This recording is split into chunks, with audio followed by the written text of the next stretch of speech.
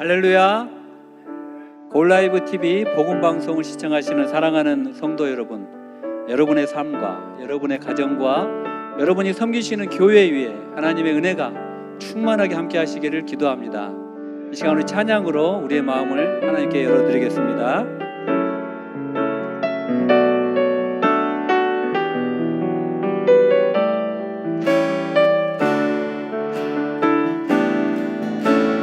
지금은 비록 땅을 벗하며 살지라도 내 영혼 저 하늘을 디디며 사네. 내 주님 계신 눈물 없는 곳, 저 하늘에 숨겨둔 내 소망이 보고픈 얼굴들, 그리운 이름들 많이 생각나. 때론 가슴 터지도록 기다려지는 곳, 내 아버지 너른 품 날 맞으시는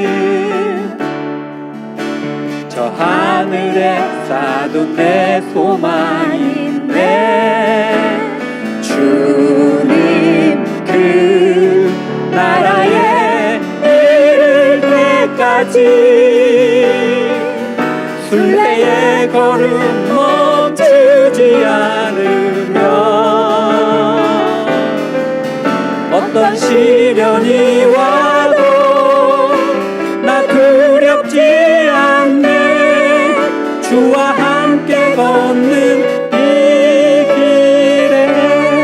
다시 한번 고백합시다. 나 지금은 비록 땅을 벗하며 살지라도 내 영혼 저 하늘을 디디며 사네. 내 주님 계신 눈물 없는 곳, 저 하늘에 숨겨둔 내 소망이네. 보고픈 얼굴들, 그리운 이름들 많이 생각나. 때론 가슴 터지도록 기다려지는 곳, 내 아버지 너른 품 날 맞으시는 저 하늘에 쌓아둔 내 소망인데 주님 그 나라에 이를 때까지 순례의 걸음 멈추지 않으면 어떤 시련이 와도 나 두렵지 않네. 주와 함께 걷는 이 길에 주님 그 나라에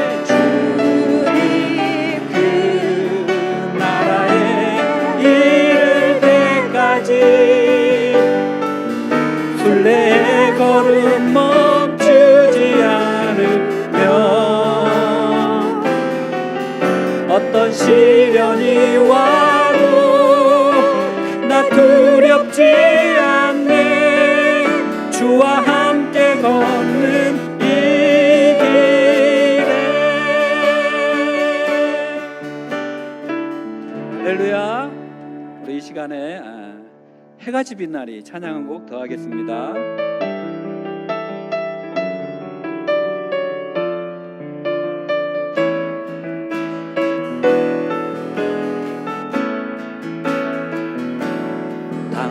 당신의 그 섬김이 천국에서 해같이 빛나리. 당신의 그 겸손이 천국에서 해가 날이 당신의 그 믿음이 천국에서 해같이 빛나리. 당신의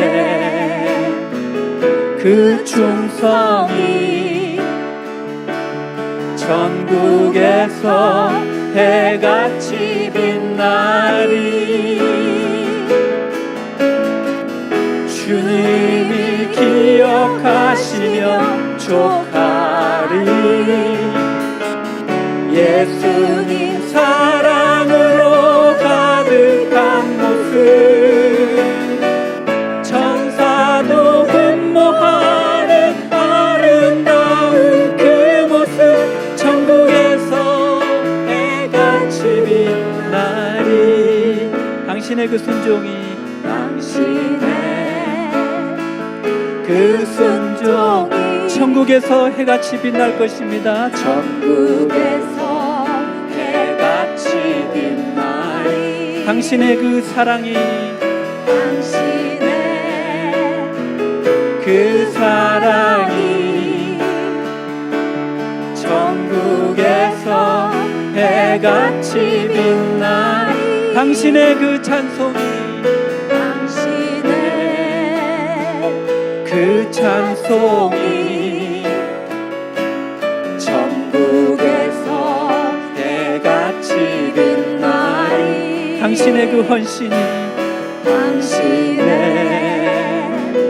그 헌신이 천국에서 해같이 빛나리. 주님이 기억하시면 족하리. 주님이 기억하시면 족하리. 불타는 사명으로, 불타는 사명으로 가득 찬 모습,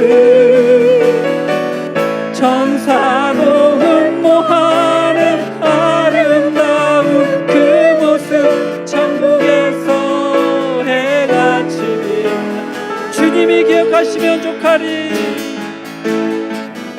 주님이 기억하시면 족하리. 예수님 사랑으로 가득 찬 모습, 예수님 사랑으로 가득한 모습,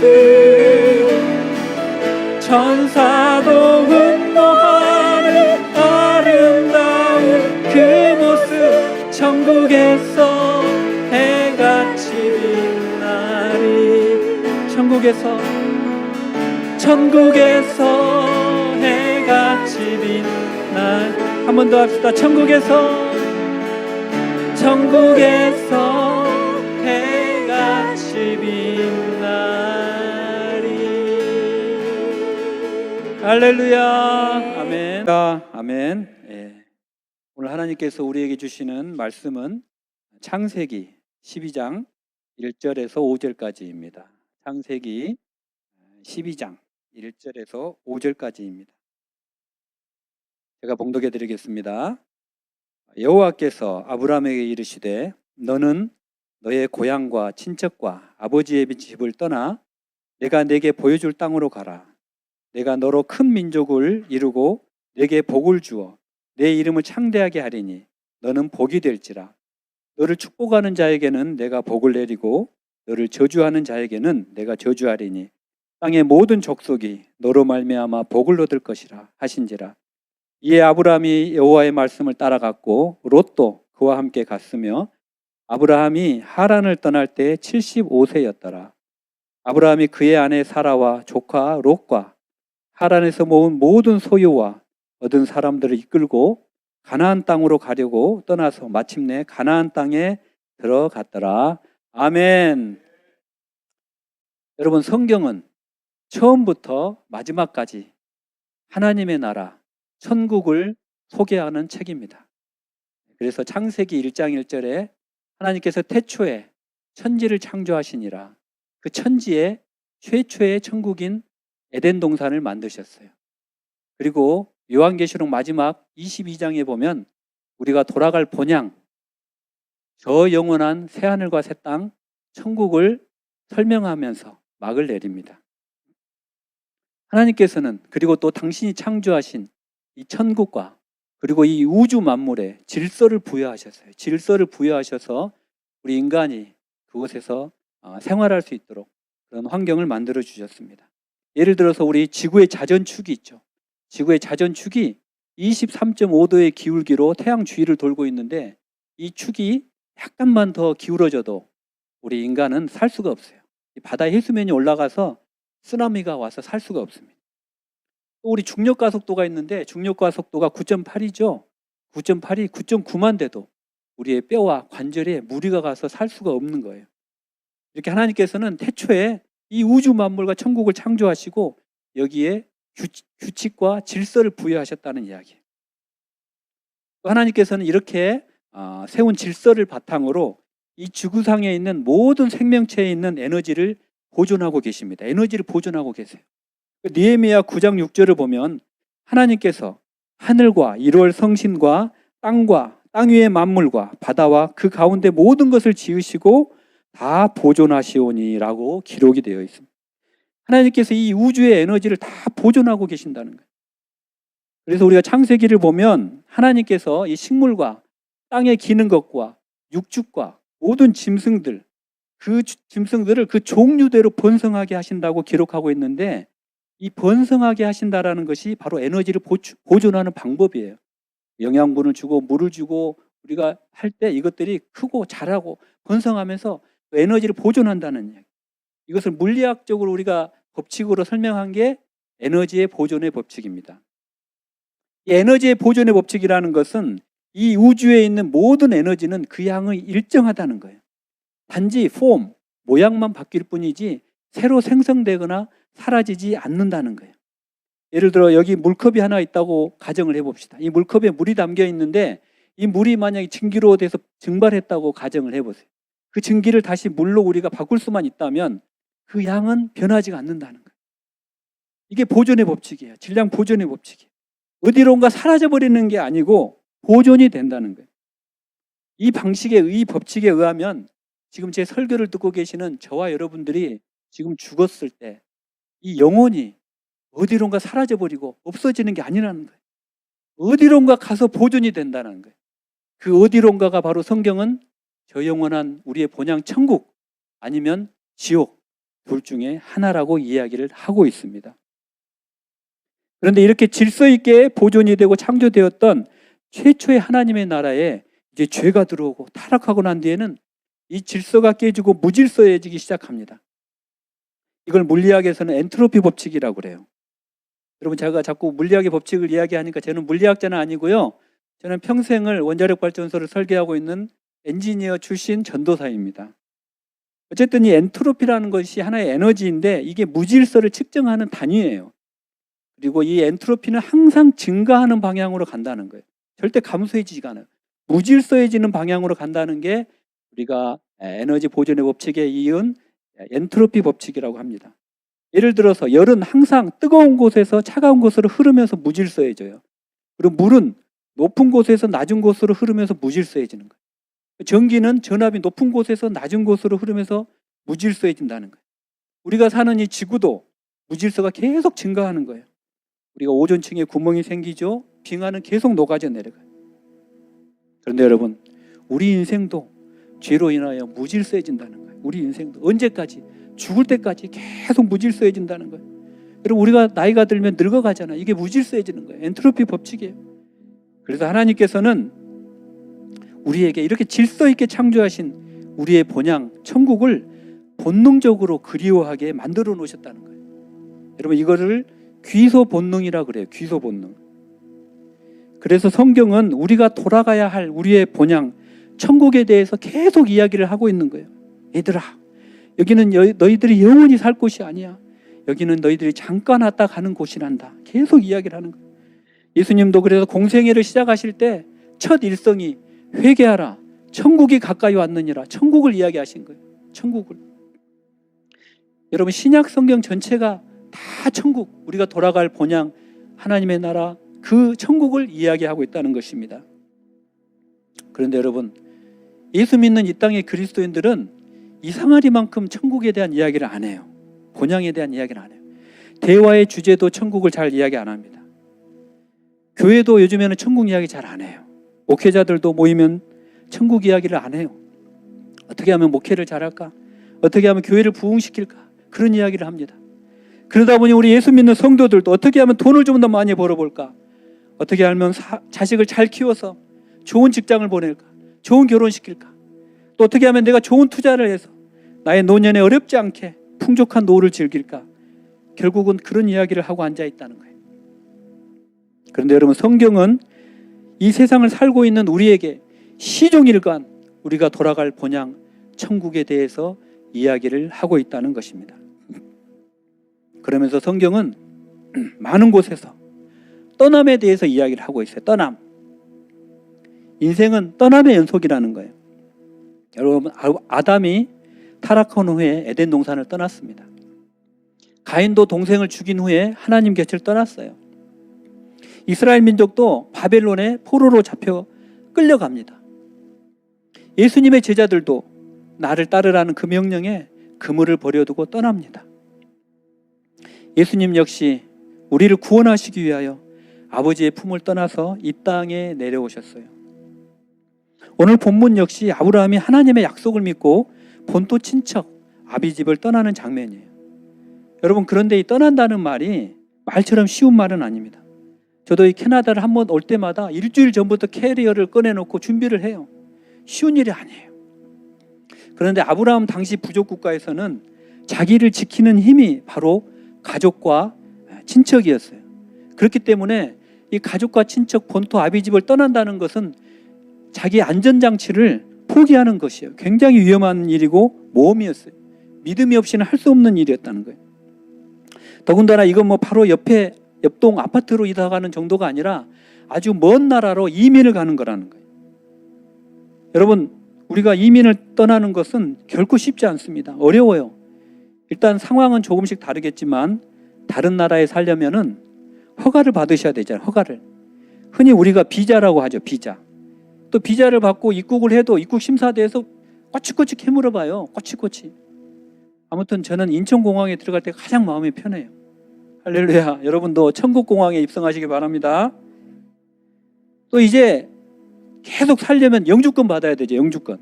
또 이 영주권 받기가 쉽지가 않잖아요. 또 영주권을 받아도 이민 오셔서 이 낯선 곳에서 살면은 그 삶이 여러분 쉬운가요? 쉽지가 않아요. 불편하고 어렵고 힘든 일이 많다는 거예요. 물론 이제 뭐 자리 잡고 사시는 분도 많지만 쉽지가 않아요. 특히 오늘 본문 아브라함도 하나님의 약속을 믿고 하나님이 가라고 해서 갔는데, 고향을 떠났는데 그를 기다리는 것은 배고픔과 가난과 굶주림과 목마름이었어요. 그래서 그는 먹고 살기 위해서 애굽 땅으로 또 내려가요. 또 그리고 먹고 살기 위해서 물을 파기 위해서 우물을 깊게 팝니다. 그리고 겨우 팠던 우물을 팔레스타인 블레셋에 또 뺏겨요. 그리고 그 아들 이삭은 어떻습니까? 그 우물을 6개를 팝니다. 6개나 파는 그런 고단한 인생을 살았다는 것이에요. 그리고 그 아들 야곱은 또 어떻습니까? 그 아들 야곱이 바로 앞에서 고백하잖아요. 내 나그네의 길의 세월이 130년이니 험악한 세월을 보냈나이다. 고백하잖아요. 나그네 인생은 힘들다는 거예요. 험악하다는 거예요. 우리가 이 땅에서의 나그네 삶은 아담의 타락 이후로 질서가 무너지고 천국에서 쫓겨난 이후로는 태생적으로 힘들고 어려운 삶이라는 거예요. 히브리서 기자도 우리 인생을 나그네이고 거류자라고 이야기하고 있습니다.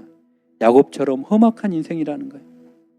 그래서 우리 인생은 매일같이 안정된 우리의 고향, 아버지 어머니가 계시는 그 고향을 그리워하고 매일 눈물 흘리는 인생이라는 것이에요.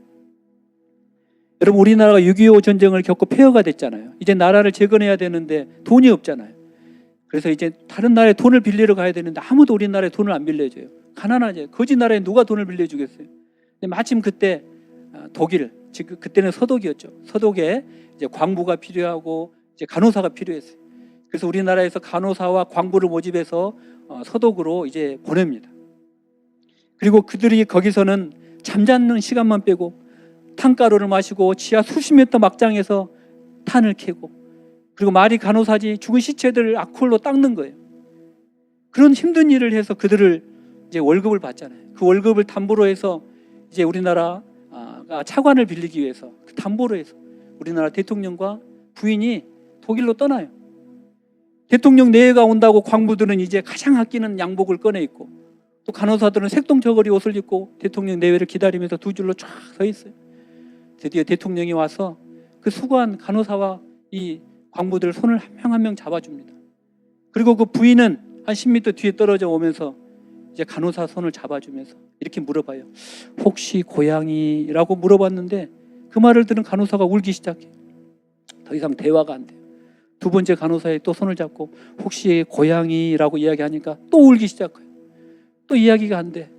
세 번째 간호사 손을 잡고 힘드시죠? 고향이 어디세요? 하는 일은 어떠세요? 라고 물어보니까 세 번째 간호사가 이제 꺽꺽하고 소리내어 울기 시작합니다. 그 울음소리를 듣고 이 체육관에 모인 모든 광부들과 간호사들이 다들 꺽꺽 울기 시작해요. 플래시를 터뜨리던 독일 기자도 울고 독일 대통령도 울고 모든 사람이 주저앉아서 펑펑 울는. 여러분, 무엇이 이들을 이렇게 울게 만들까요? 바로 고향에 대한 그리움이에요. 모국을 떠나 이국 땅에서 많은 어려움을 겪었기 때문이에요. 여러분, 그럴 때마다 고향이 생각나는 거예요. 어머니가 생각나는 거예요. 모국을 그리워한다는 거예요.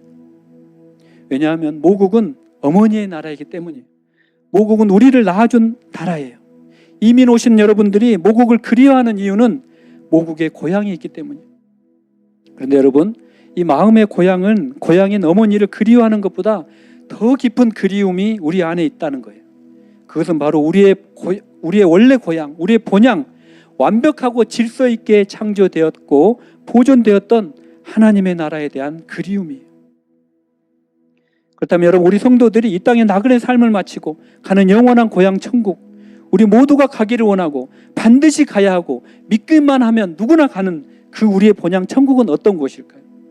여러분, 이 천국은 절대 추상적인 곳이 아니에요. 성경에는 천국을 보고 온 분들이 몇 분 계시는데 사도 바울이 봤고 또 사도 요한이 봤어요.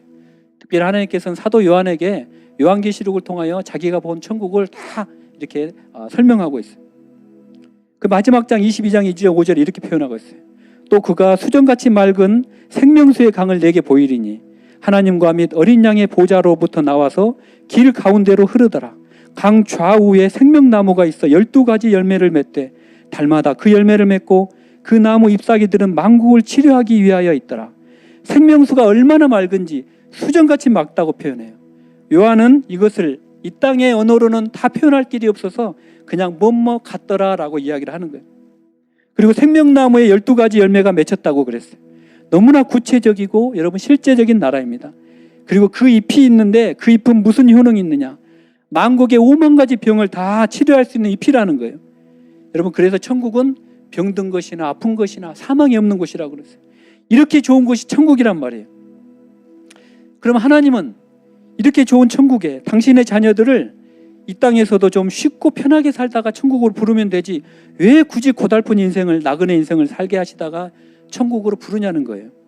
그것을 신명기 8장 2절 이하 말씀을 이렇게 설명하고 있습니다.